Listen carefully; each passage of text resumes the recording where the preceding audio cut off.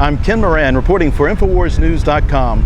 I'm here on the beautiful Carolina Grand Strand reporting to you today about the shark bites that have been occurring in the Carolinas. As you can see, we do have some bathers out here today, not too many. And in this issue, a lot of people brought out a lot of conjecture, a lot of questions about it, but as a shark researcher from South Carolina, I wanted to give you more of an expert coverage on this issue. As far as the bites go, there are generally three types of shark bites on human beings. In an interaction, it can be an investigative bite where the shark is actually attempting to bite a human being just to see what they taste like. An accidental bite where the shark is going for some other food and accidentally the person gets in the way and the shark bites the human. And the third being actual attacks on human beings for the purpose of feeding. Now, on your actual feeding attacks, that's where you see loss of entire limbs. And in the attacks on human beings, we actually see one or two types of attacks in the third category where they're actual attacks on human beings. When you see an attack on a human being that is a loss of a limb, it may not have been an attack to feed on a human being. It may have actually been an attack from a shark that's so huge, so big that it couldn't help but do major damage. And that would be encountering a tiger shark or say an 11-foot bull shark. A hit from one of them will actually take off a human limb just like a great white shark would, and it's intentional. Even if the prey is not the intended prey of the shark, the damage is catastrophic. So sometimes an attack that might seem to be a vicious attack on a human being could still be an investigative attack by a shark of say 11 to 20 feet long. They just can't help but do major damage. Now, a torso bite, that usually we can assume that that is a shark feeding on human beings. But that begs the question, are these interactions intentionally aggressive toward humans? Sharks generally aren't aggressive toward human beings. They're not as interested in humans as food because we don't taste like sushi. That's right. Believe it or not, sharks eat seafood.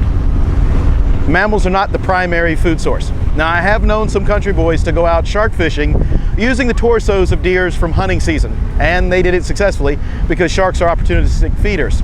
But in general, sharks will feed on sick, wounded fish, whatever fish that aren't swimming as fast, and if there aren't any injured fish, then they certainly can take large prey. As far as tiger sharks and larger sharks of that sort, hammerheads, they actually prey on other sharks, sea turtles, and other creatures.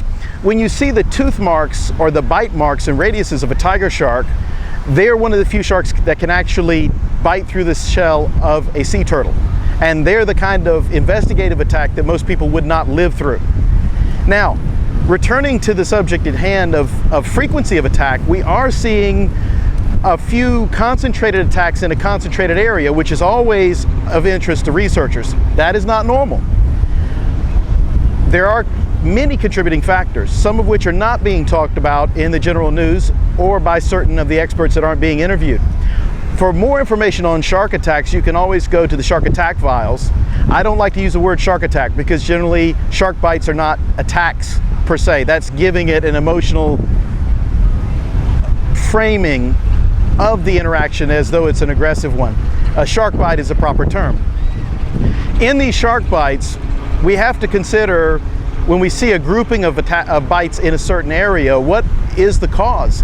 And to be honest, it's always going to be speculative unless we come down with some definitive proof that people wearing polka dotted shorts are being targeted because they look like some sort of fish and we see a definitive pattern. We generally can only speculate based on anecdotal information and past research. So in the case of North Carolina, there are a few facts that you may not be aware of. Personally, as I've been out here and I was just shipping sharks today, live sharks, to a celebrity, I have direct knowledge of the way the season has gone this year, which has been a very unusual season.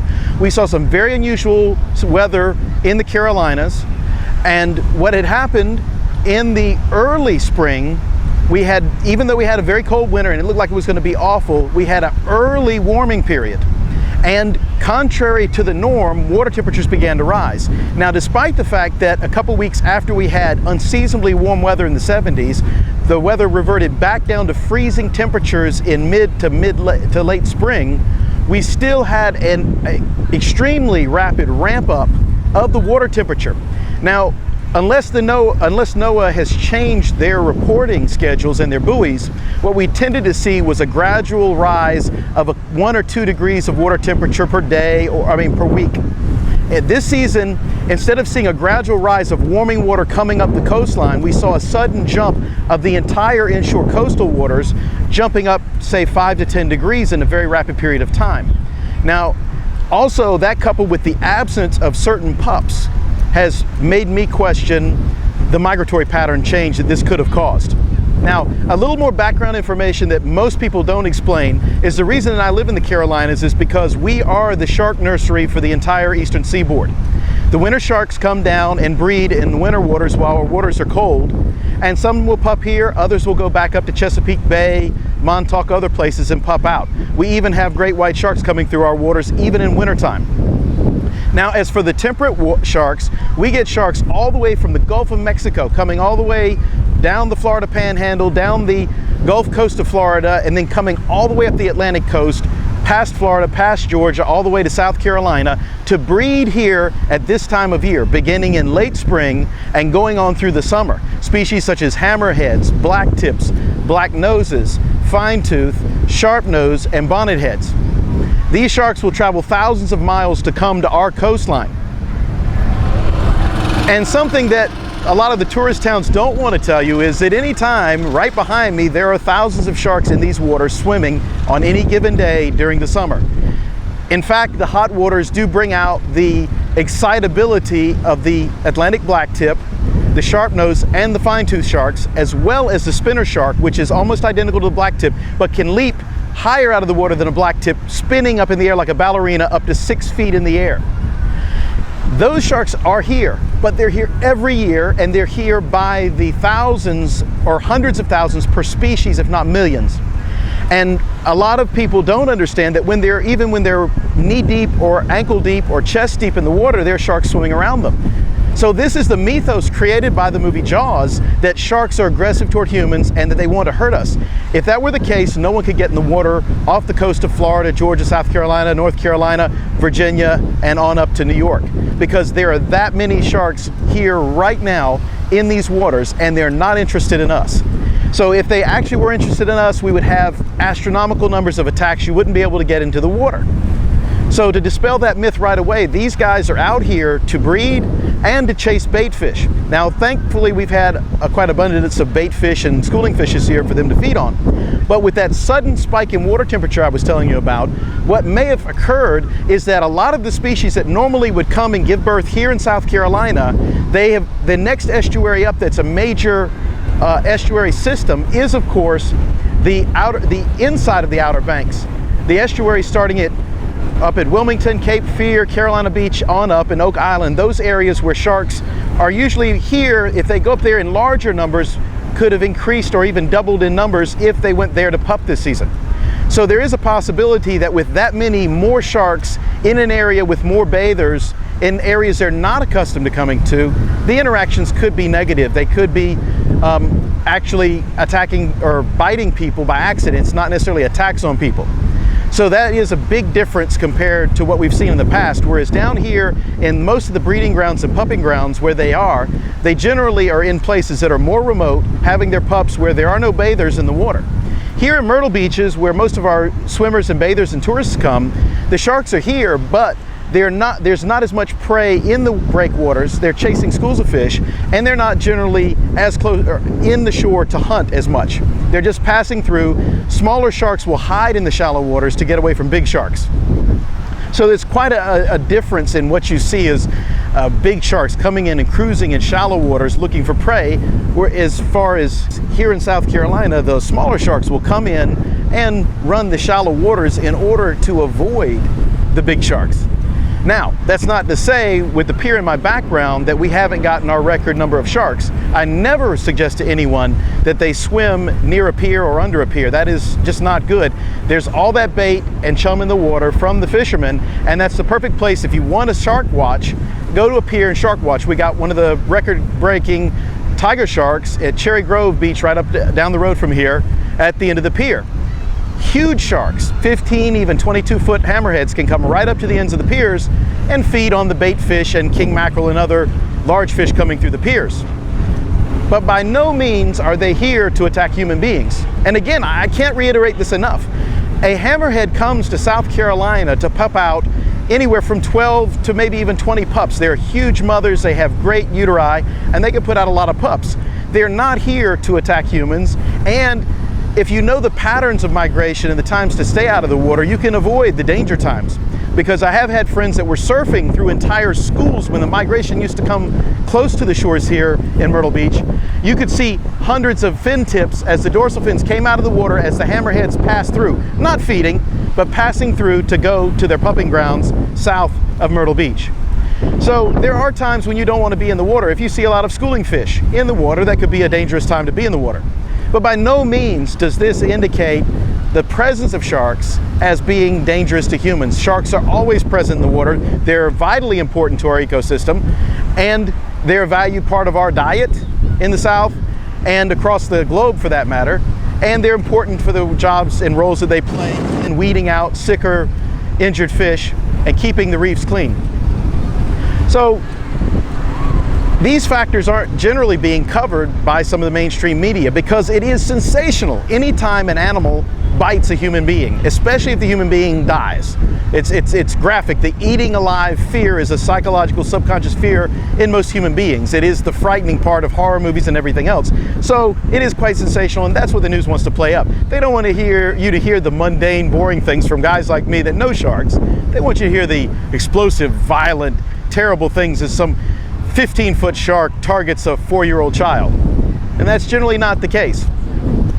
Another unknown fact, or little known fact, is the politics behind shark, not conservation, but total protection.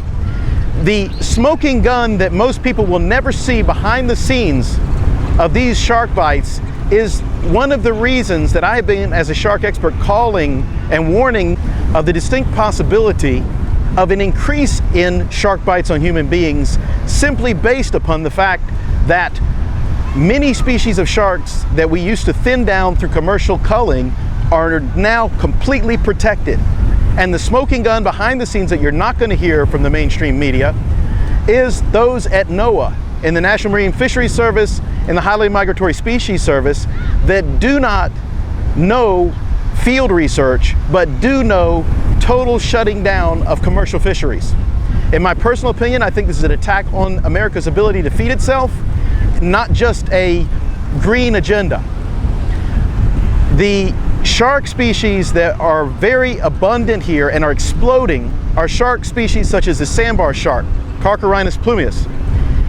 I personally reported to NOAA directors about the exploding population, and this was almost 7 or 8 years ago that we reported that the population was exploding, and an independent research firm or data collation firm was brought in to confirm or deny NOAA's assessment that the sandbar population needed to be closed, or the fishing closed, because the population was tanking, totally bottoming out. In fact, the private company said that no, NOAA was absolutely wrong. They had interpreted the data completely wrong. And one of those reasons is the fact that they restricted our collection of sandbar sharks through increased quotas annually, reducing the number we could catch, then using the reduced catch that we caught based on their quota limits and saying, see, you're catching less, therefore there are fewer. When in fact what was happening was these shark boats would go out, catch their limit, and have to quit for the year.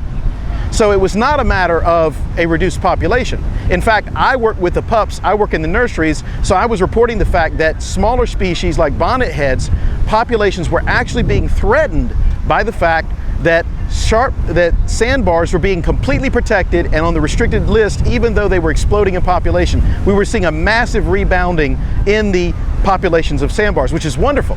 It's a very important species to not only public aquarium, but to commercial fishing.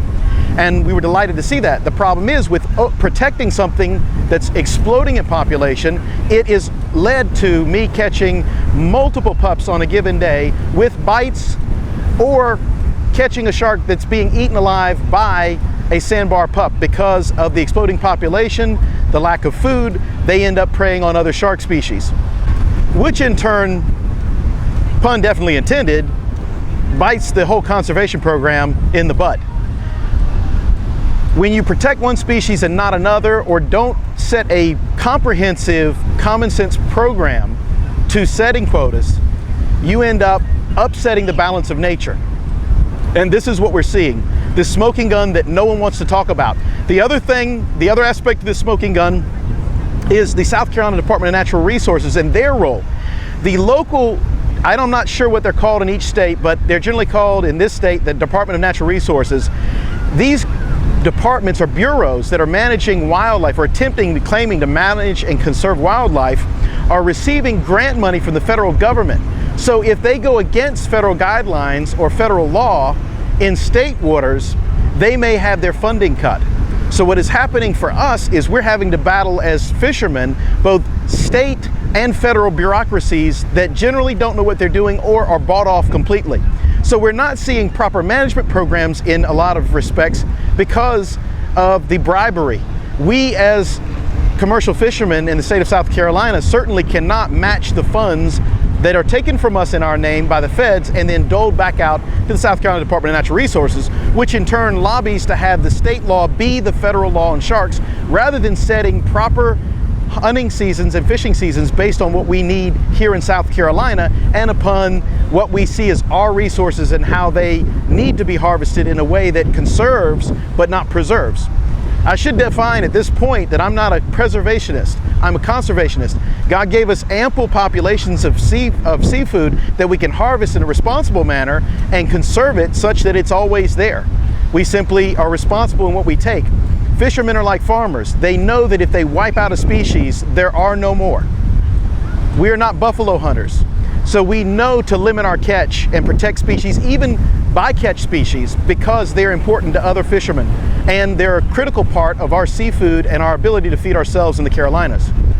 So the Department of Natural Resources here will not stand against the guidelines or federal laws. So they introduce federal laws into South Carolina, and it doesn't matter about proper conservation programs. It's all about doing whatever you get paid to do.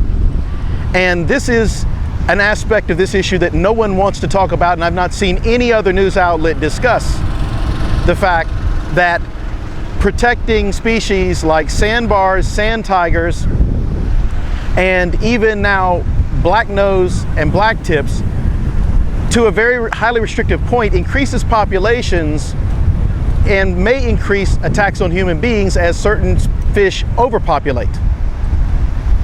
No one wants to deal with that dirty secret. Another thing that I have from an insider at NOAA, that's a personal friend of mine, and I won't divulge their names, they have pointed out to me repeatedly that the people at NOAA that are not good field researchers get promoted to the office jobs in Silver City, Maryland. And that I hit them up with is a problem. I said, because you guys as field researchers for NOAA don't have to deal with the idiots, but you're sticking us with these people that don't know field research, don't know data collation, don't know how to interpret data, and therefore they're making the most stupid and idiotic claims. We call them dolphin huggers. I love dolphins, began in marine biology based on dolphins, ended up studying sharks. I don't regret that, I still love the dolphins. But dolphin huggers are the name we give to people that lack common knowledge of marine biology and get in there with this idea of stuff they've watched from television shows rather than actual field experience, and make these ideas that we must ban collection of almost every marine species that's out there. That's ridiculous. Now, I do acknowledge that when I was a child or before I was even born, you could walk out here with a drag net and haul tons of fish up onto the beach during the migratory pattern. So we have seen in certain aspects of commercial fishing, overfishing. But as far as sharks and shark finning, that's not been a problem in South Carolina for almost 20 years. And it was not really a problem beforehand because Carolina shark fishermen prefer to bring in the meat because they could fetch a per pound price versus a per fin price. Finning here was conducted generally by international ships coming in and fishing our waters without permission. It was not generally done by local fishermen. I know that because when I first got into supplying sharks to aquariums, I was trying to do a sideline of keep using every part of the shark that's collected rather than wasting anything, from the shark liver and maw right on down to the shark fins, and I tried to hit the shark fishermen up and down the Carolina coast to buy shark fins from them to sell to a friend of my family's that was a shark fin salesman to Asia, and he was getting a great price. And I could not find any shark fishing operations back, and this was in the 1990s when the totally destructive quotas came in, making it impossible for commercial fishermen to make a living doing shark fishing. And this is another little known fact that was covered in a commercial magazine, and this is for all you archivists out here to find. A commercial fishing magazine had covered the fact that the shark fishery was introduced to the commercial fishermen by NOAA itself, by the federal government, who got people into the shark industry, and then once everybody overinvested in the ships and everything else, then brought in draconian limits, bankrupting many commercial fishermen and pushing them back out of the shark fishing business. So there's a lot of aspects to this that go beyond simply a shark fin appearing in the water and someone getting bitten. But you're not going to hear this on the mainstream media. All you're going to hear about is shark attacks, small child, leaving them bloody on the beach. And they would kill for a bloody water shot or bloody sand shot. But I'm here to tell you, as a shark expert, you're more likely to get hit by lightning twice and get attacked or killed by a shark in this area. Now, I'm not going to say you won't get bitten. I've been bitten many times myself, but not while I was in the water. In fact, I had to get in the water last week to check the hull of my boat a few feet from where I was shark fishing, and you can see 10 fingers, 10 toes. I did not get attacked. I was not bitten even though I was in water up to my neck where there were plenty of sharks. I mean, hundreds of sharks in the water right around me. Nobody bothered me. So if you're coming out here to enjoy the beaches at Myrtle Beach, all the way up and down the Grand Strand of the Carolinas, please come and enjoy it. Use good common sense. Don't swim by yourself, as you'll notice, and I'm going to show you some background images here.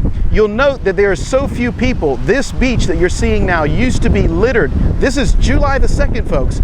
July the 2nd, 2015. These beaches used to have thousands and thousands of bathers before this depression, and was literally cluttered with the water. You couldn't even get a place on the beach or in the water. It was like Coney Island back in the days.